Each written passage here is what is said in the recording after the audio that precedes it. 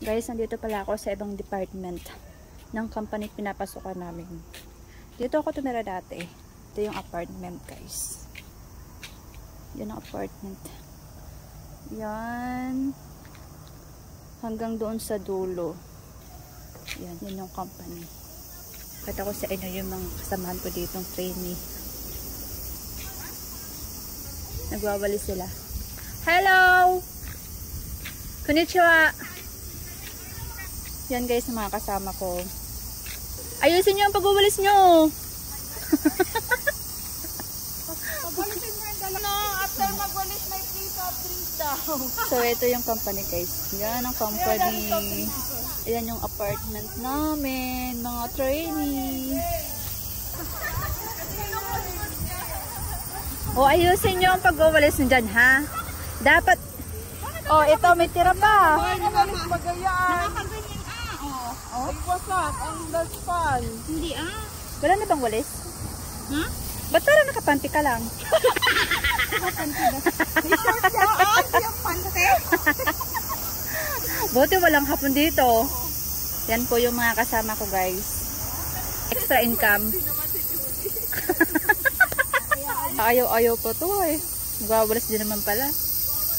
Ako kasi bisita ako dito guys. Bisita. Kaya tamang ano lang.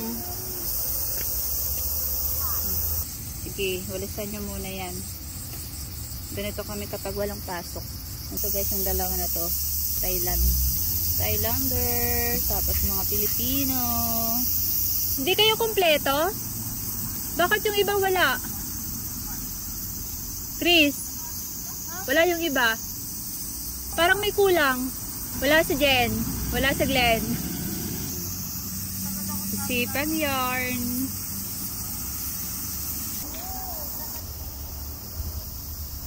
Kala ko nandun ka na.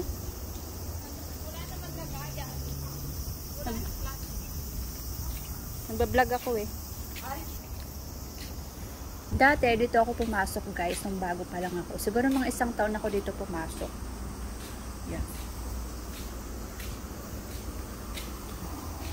May bendo. So, ayan, kapag gusto mo magkape sa umaga or break time. Tapos, guys, dyan pala sa apartment na to. Dito pala sa apartment na yan, guys, ang mga nakatira dyan, Pilipino, mga Thailand, katrabaho din namin. Meron din pala silang na-provide na mga bike. Punta ako dito sa parking ng mga bicycle nila. Yan, mga bike ng mga trainee. Kasi dito mahirap kapag lalabas kami tapos mamimili kami or magkakaimono, kaya nag-provide sila ng mga bike. Sa isang room, 2, ay 3.